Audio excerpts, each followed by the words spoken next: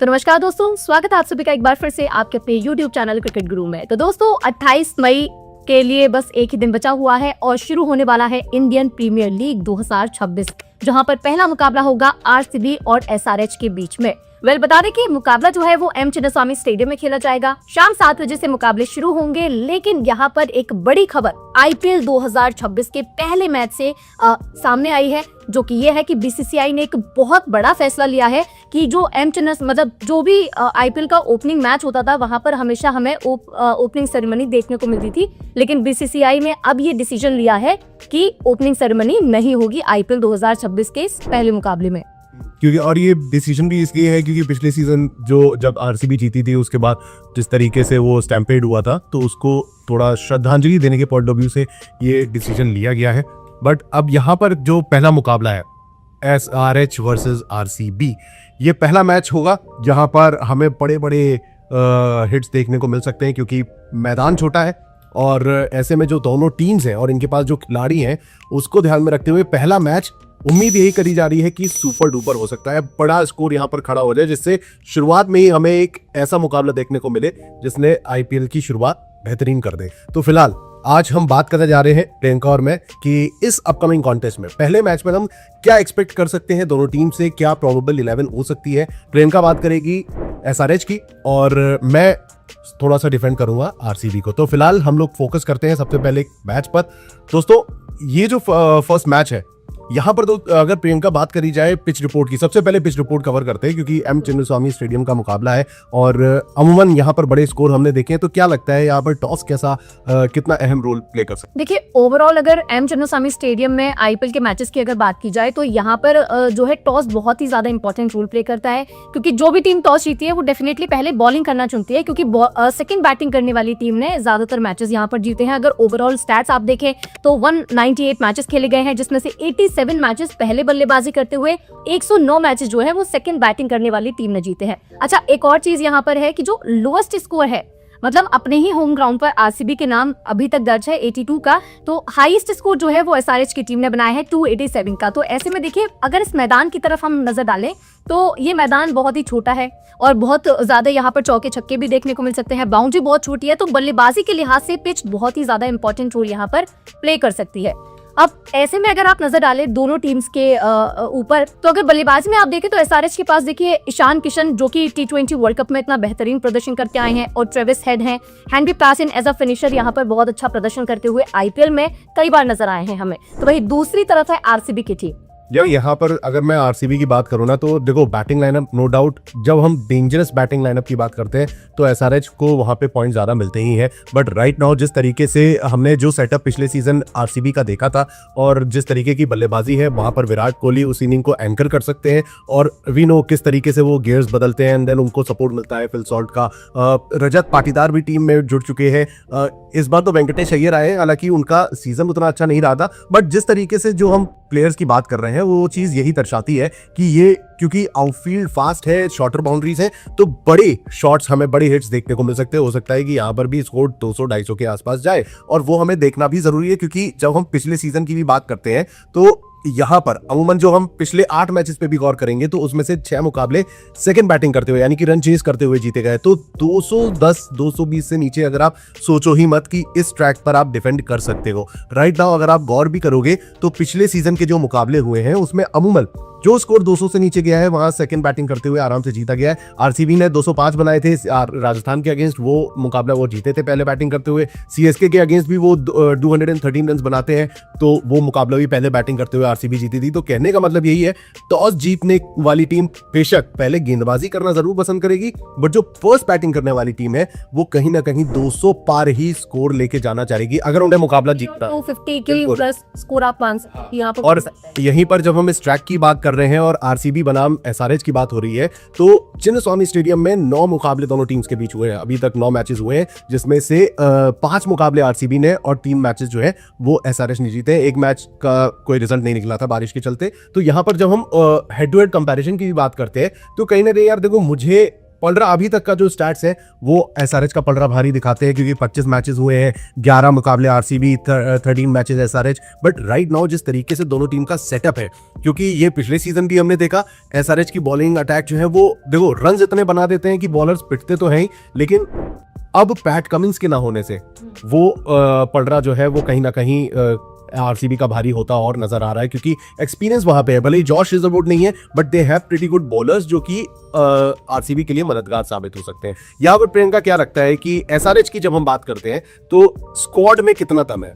देखिए, Pat Cummins भले ही यहाँ पर नहीं है, अभी शुरुआती मैचेस में ईशान किशन जो है कप्तानी करते हुए नजर आएंगे, लेकिन अगर आप बैटिंग लाइनअप एसआरएच की टीम का देखें तो मुझे तो वो अभी भी स्ट्रॉन्ग नजर आता है। तो ईशान किशन जो है, मुझे लगता है कि वो एज अ कैप्टन एसआरएच को ये पहला मुकाबला, मुझे ऐसा बहुत बड़ी चीज है कि ईशान किशन अब पहले कप्तानी कर रहे हैं, बिल्कुल। तो वो एक बड़ा डिफरेंस हमें देखने को मिलेगा कि ईशान किशन की कप्तानी में किस तरीके से एसआरएच काम करती है। बिल्कुल। तो यहाँ पर देखिए अभिषेक शर्मा भी हैं, हालांकि वो T20 वर्ल्ड कप में नहीं चले थे, लेकिन लास्ट मैच में उन्होंने वापसी की थी। तो आईपीएल में भी अक्सर आप देखते हैं कि वो बहुत ही लंबे लंबे छक्के चौके लगाते हुए नजर आते हैं। साथ ही ट्रेविस हेड है यहाँ पर।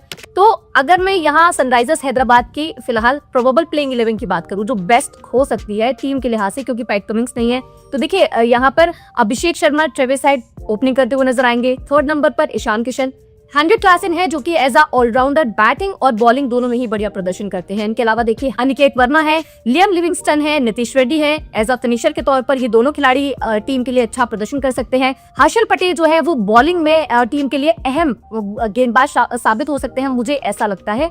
इनके अलावा देखिए हर्ष दुबे है, जिशान अंसारी, इन दोनों खिलाड़ी में से मुझे लगता है किसी एक को जगह यहाँ पर मिल सकती है। आपके हिसाब से किसी? बिल्कुल यार, देखो जीशान से मुझे उम्मीद ज्यादा लग रही है कि वो टीम में उस सेटअप में आ सकते हैं, क्योंकि जिस तरीके से जो पूरा सेटअप है उसमें जिशान के चांसेस नजर आ रहे हैं। हालांकि हर्ष दुबे के भी जो डोमेस्टिक स्टैट्स है वो डिसेंट है, तो इन दोनों खिलाड़ियों में से कोई एक खिलाड़ी डेफिनेटली लाइनअप में हमें नजर आएगा। और बॉलिंग अटैक खासतौर से अगर आप देखो तो हर्षल पटेल के साथ साथ तो कौन कौन है? ब्राइडन कास हैं और जयदेव उनादकर भी यहाँ पर हमने शामिल किए हैं। और एज अ इम्पैक्ट प्लेयर मुझे ऐसा लगता है ईशान मलिंगा को यहाँ पर खिलाया जा सकता है, क्योंकि पिछले सीजन के उनके स्टार्ट्स बहुत बढ़िया है। तो ईशान मलिंगा देखिए पिछले सीजन उन्होंने 7 मैचेस में 13 विकेट निकाले थे और उनका डेब्यू था वहां पर आईपीएल 2025 में। तो सेकंड सीजन उनका ये होगा, तो मुझे लगता है एक बार फिर से वो अपना वही रूप दिखाते हुए नजर आएंगे जो उन्होंने आईपीएल 2025 में। इनके साथ ही देखिए ईशान किशन पर सबकी नजरें टिकी रहेंगी। पिछले सीजन में 14 मैचेस में 354 रन बनाए थे। ट्रेविस हेड ने 13 मैचेस में 374 रन। तो वहीं हेनरी क्लासन जो है बल्लेबाजी करते हुए उन्होंने 15 मैचेस में 487 रन बनाए थे। और हर्षल पटेल, जैसा कि मैंने कहा कि एसआरएच के लिए एक इम्पोर्टेंट बॉलर का रोल प्ले करते हुए नजर आ सकते हैं, तो इन्होंने 13 मैचेस में 16 विकेट निकाले थे। और सबसे जो बेस्ट उनका बॉलिंग अटैक था वो था सीएसके के खिलाफ, जहां पर उन्होंने 4 विकेट चटकाए थे 28 रन देकर। तो ये जो खिलाड़ी है ना, इन पर सबकी नजरें मुझे लगता है इस सीजन पहले मैच में टिकी रहने वाली है। बिल्कुल। तो यार एक तरीके से देखा जाए तो एसआरएच की टीम बैलेंस्ड है, मतलब पैट कमिंस की गैर मौजूदगी में मुझे लगता है कि डिसेंट टीम है। मतलब अगर आप बल्लेबाजी के तौर पे देखोगे तो एक जो इनकी अच्छा प्लस पॉइंट है वो इनका नेगेटिव पॉइंट भी बन सकता है, क्योंकि जब आप टॉप 4 बैटर्स पे देखते हो ना तो वहां पे अभिषेक, आपको Travis Head, Ishan and then Henry Klaasen. लेकिन उसके बाद मुझे लगता है कि थोड़ा ना यहाँ पर गिरावट आ सकती है, क्योंकि मुझे वो कंसिस्टेंसी और वो डिपेंडेबिलिटी जो है ना, कि आप कितना डिपेंड हो सकते हो लियम लिविंगस्टन पे, कितना आप नीतीश रेड्डी पे डिपेंड हो सकते हो, एंड देन अनिकेत वर्मा, वो क्योंकि उन्हें वो उस लेवल पे, मतलब आप इंटरनेशनल लेवल पे अनकैप्ड प्लेयर रहे हैं। बट राइट नाउ जिस तरीके से जो इनका लोअर ऑर्डर है ना, वो थोड़ा सा मुझे लगता है कि ये टीम जो है हेवीली डिपेंड करती है टॉप 4 बैटर पे। थोड़ा लियम लिविंगस्टन पे देखना है कि जब वो टीम के साथ उन्हें जोड़ा गया है, इतने बड़े प्राइस में जोड़ा है, तो वो किस लेवल पर परफॉर्म कर पाते हैं। बट यहीं पर अगर आप बात करोगे ना, टॉप 4 में भी जो खिलाड़ी हैं वही हमेशा मैच को खींच के ले जाते हैं अभी तक, अगर आप बताएं तो वो है डेफिनेटली। क्योंकि अगर इनमें से ये चारों खिलाड़ी, अगर 3-4 में से कोई 2 भी चल गया तो डेफिनेटली वो एक तरफा मुकाबला कर ही जाता है, बिल्कुल हो जाता है। बट अब अगर हम आरसीबी की बात करें ना, तो यहाँ पर देखो लाइनअप के तौर पे जब आप देखोगे तो कुछ एक आधा चेंजेस हैं, क्योंकि जॉश हेजलवुड नहीं है, वो पहले मैच में खेलते नजर आ नहीं रहे, और मुझे लग नहीं रहा कि वो शायद second half of the IPL में वहां पर भी आ पाएंगे। बट जिस तरीके से इनका लाइनअप है, जो जैसा विराट कोहली है, फिल सॉल्ट, दोनों ओपन करते दिखाई देंगे, और दोनों के ही नंबर्स बहुत अच्छे रहे हैं पिछले सीजन में। विराट ने 657 रन बनाए थे, और फिर वहां पर फिल सॉल्ट का भी बल्ला चला था, 13 मैचेस में 400 प्लस रन थे, 175 का स्ट्राइक रेट रहा था। और दोनों ने ही, अगर आप देखो, 4 हाफ सेंचुरी पिछले सीजन फिल सॉल्ट ने बनाई और 8 half century century Virat Kohli के नाम थी। तो ये दोनों ही बहुत ही क्रूशियल बल्लेबाज है और इन द टॉप ऑर्डर। फिर आते हैं रजत पाटीदार, टीम के कप्तान। इन्होंने भी 143 के स्ट्राइक रेट से रन बनाए थे, 300 प्लस रन रहे थे। बट यहाँ पर ये 3 बल्लेबाजों के बाद एक छोटी सी प्रॉब्लम है, वो है वेंकटेश अय्यर की, क्योंकि केकेआर की टीम से थे और कितने बड़े अमाउंट पे लिया गया था उन्हें, केकेआर ने वापस खरीदा था, तो वो अमाउंट को वो ना जस्टिफाई नहीं कर पाए थे केकेआर में। देन अब आए हैं वो आरसीबी में, देखना होगा कि अब जर्सी बदली है तो रंग बदलेंगे कि नहीं बदलेंगे। बट राइट नाउ जब आप इनकी मिडिल ऑर्डर पे आते हो ना, तो यहाँ पर आपको टिम डेविड और जितेश शर्मा जैसे खिलाड़ी मिलते हैं। टिम डेविड की भी बल्लेबाजी 185 के स्ट्राइक रेट से लास्ट सीजन गया, 176 का स्ट्राइक रेट रहा था यहाँ पर जितेश शर्मा का। तो ये दोनों ही क्रूशियल प्लेयर रहते हैं। If something goes wrong in the top order, कुछ अगर परेशानी होती भी है, विकेट जल्दी गिरते हैं, तो मुझे लगता है जितेश और टिम डेविड वो दो ऐसे प्लेयर हैं। एंड देन रोमारियो शेफर्ड है, कृणाल पांड्या है, तो डेप्थ है जो हमें एसआरएच में दिख रही थी। बट वहां पे प्रॉब्लम थी कि क्या हम वो डिपेंड कर सकते हैं उन बल्लेबाजों पे, क्योंकि एसआरएच के साथ ये देखा है ना हमने कि जल्दी जल्दी अगर विकेट गिरते हैं तो वो टीम तुरंत हो जाती, टहन आती है, राइट। तो यहाँ पर जो विराट कोहली की जो पूरी टीम है, मतलब रजत पाटीदार की ओवरऑल जो यहाँ पर टीम है, यहाँ पे डेप्थ नजर आती है, क्योंकि 7th और 8th पोजीशन पर कृणाल और रोमारियो शेफर्ड आते हैं और दोनों ही ऑलराउंडर हैं। कृणाल ने पिछले सीजन में 17 विकेट लिए थे, अच्छा नियम लिया था, बैटिंग में भी उन्होंने एक, अच्छा यहाँ पर एक स्टैट्स और है, यहाँ तक अगर आप देखो रोमारियो शेफर्ड तक हर किसी बल्लेबाज ने एटलीस्ट एक हाफ सेंचुरी बनाई है, लास्ट सीजन की बात है। तो बल्लेबाजी भी डिसेंट है और रोमारियो शेफर्ड की भी एज एन ऑलराउंडर वो बेहतरीन बल्लेबाज है। 291 का स्ट्राइक रेट है उनका पिछले सीजन का। तो 8वें नंबर तक बैटिंग अच्छी है। देन कम्स बॉलिंग अटैक, जहां पर भुवनेश्वर आपको मिलेंगे। जेकब डफी, यहाँ पर मुझे 2 ऑप्शंस लग रहे थे, जॉश हेजलवुड की जगह या तो जेकब डफी आ सकते हैं या नुआन तुषारा, इन दोनों गेंदबाजों में से कोई किसी एक को सेलेक्ट किया जा सकता है। एंड मुझे लगता है जेकब डफी यहाँ पर टीम में शामिल हो सकते हैं, क्योंकि जब हम ओवरसीज प्लेयर्स की बात करते हैं तो फिल सॉल्ट आ जाते हैं, फिर टिम डेविड है, एंड देन आपको रोमारियो शेफर्ड, 3 फिर खिलाड़ी मिले हुए हैं। चौथे खिलाड़ी के रूप में जेकब डफी को हम देख सकते हैं, क्योंकि यहाँ पर होता है ओवरसीज के ऑप्शंस भी देखो कौन कौन से। पहले आपको जेकब बेथल मिलेगा। जेकब बेथल कौन सा, वो खिलाड़ी जिसने इंग्लैंड के लिए जो लास्ट मैच में इंडिया के खिलाफ तबाही मचा दी थी, तो वो भी अभी स्टैंड बाय पे है। जॉर्डन कॉक्स भी टीम में के साथ जुड़े हुए हैं, तो ओवरसीज तबाही मचाने वाले प्लेयर है। But right now Jacob Duffy, जब हम, क्योंकि बैटिंग लाइनअप इनकी सॉर्टेड है, उसमें और डेप्थ देना चाहेंगे तो शायद जेकब डफी का नंबर ना बने, बट मुझे लगता नहीं है। जेकब डफी को इंक्लूड किया जा सकता है। देन टीम के पास सुयश शर्मा है। अब सुयश के साथ भी एक प्रॉब्लम है, यहाँ पर इनका जो बॉलिंग अटैक है, पिछला सीजन इनके 8 विकेट गए थे, बट अभी तक का जो सीजन गया है ना, आरसीबी हेवीली डिपेंड कर रही है इन पे एज अ स्पिनर। इनके पास बहुत ज्यादा विकल्प है नहीं, बट देन यहाँ पर इनसे उम्मीद यही करेगी आरसीबी की ये बेहतर परफॉर्म कर सके। और फिर आते हैं एज एन इम्पैक्ट प्लेयर यश दयाल। यश दयाल का भी पिछला सीजन बहुत अच्छा गया है और कुछ क्रूशियल इंपॉर्टेंट मतलब मैचेस उन्होंने निकाल के दिए थे। मतलब उससे पिछला सीजन तो डिजास्टर था, जहाँ वो 5 छक्के लगे थे रिंकू सिंह वाले, उसके बाद एक अच्छा कमबैक किया है। तो इम्पैक्ट प्लेयर के तौर पर ये हमें शामिल होते हुए नजर आ सकते हैं। तो ये एक लाइनअप है। अब प्रियंका क्या लगता है, यहाँ पर यार एक प्लेयर है जिसका मुझे थोड़ा सा डाउटफुल हूं मैं, और वो है देवदत्त पडिक्कल। दोस्तों आप भी बताइएगा कमेंट्स में कि क्या देवदत्त पडिक्कल की जगह बनती है, क्या लगता है प्रियंका? हाँ, तो देखिए अभी जो लाइनअप आपने बताया, मुझे वैसे तो नहीं लगता कि कुछ चेंजेस होंगे, लेकिन यहाँ पर जैसे देवदत्त पडिक्कल का आपने बोला, तो मुझे ऐसा लगता है कि अगर उन्हें टीम में शामिल किया गया तो शायद हो सकता है वेंकटेश्वर अय्यर की जगह पर उन्हें जगह दी जा सकती है। क्योंकि पिछले सीजन की अगर आप उनका परफॉर्मेंस अगर आप देखें तो 10 मैचेस में 247 रन उन्होंने बनाए थे 150 के स्ट्राइक रेट से। तो शुरुआती मैचेस खेल के उन्होंने प्रदर्शन तो अच्छा किया था।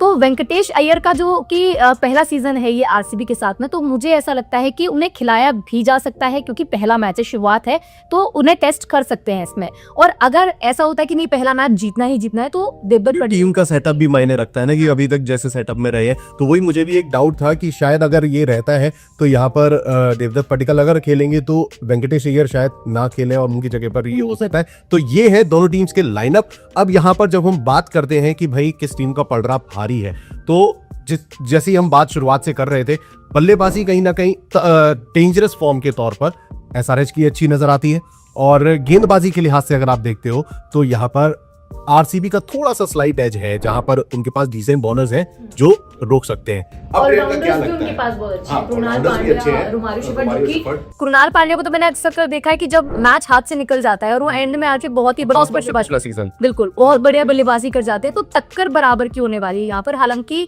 बैटिंग अगर एसआरएच की टीम पहले करती है तो मुझे ऐसा लगता है कि बड़ा स्कोर बन सकता है। और सेकंड बैटिंग में अगर उन्होंने गेंदबाजी ठीक कर दी तो मैच जीत सकती है एसआरएच की टीम। तो एसआरएच के मुझे थोड़े ज्यादा चांसेस यहाँ पर नजर आते हैं, चाहे वो फर्स्ट बैटिंग करे चाहे वो सेकंड बैटिंग करे। चलो भाई, तो ये प्रियंका का तो मैं चाहती तो हूँ कि आरसीबी की टीम जीते, लेकिन यहाँ पर जिस तरीके से एसआरएच तबाही मचाती है तो मुझे लगता है कि चांसेस थोड़े ज्यादा है। ओके, हाँ, तो देखो ये चीज एक पॉइंट के हिसाब से देखा जाए तो सही भी है, और अगर हम स्टैट्स के लिहाज से देखें तो यहाँ पर सेकंड बैटिंग करने वाले, मुझे पर्सनली लग रहा है कि सेकंड बैटिंग करते हुए जीतना यहाँ पर इजी हो सकता है, कंसीडरिंग कि फर्स्ट बैटिंग करने वाली टीम बहुत बड़ा स्कोर ना खड़ा कर दे।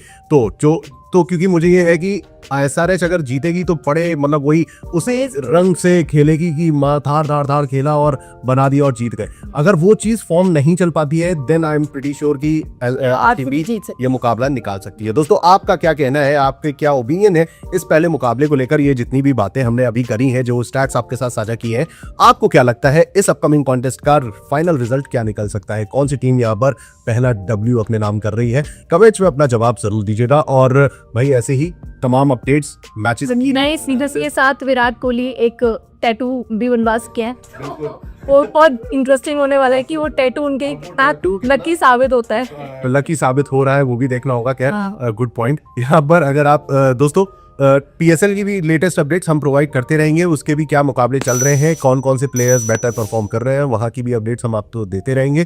तो दोस्तों, क्रिकेट गुरु को फटाफट से सब्सक्राइब कर ले और नोटिफिकेशन की घंटी बजाना ना भूले, जिससे आप कोई भी वीडियो, कोई भी इंफॉर्मेशन मिस ना करें। So stay tuned and keep watching cricket Guru.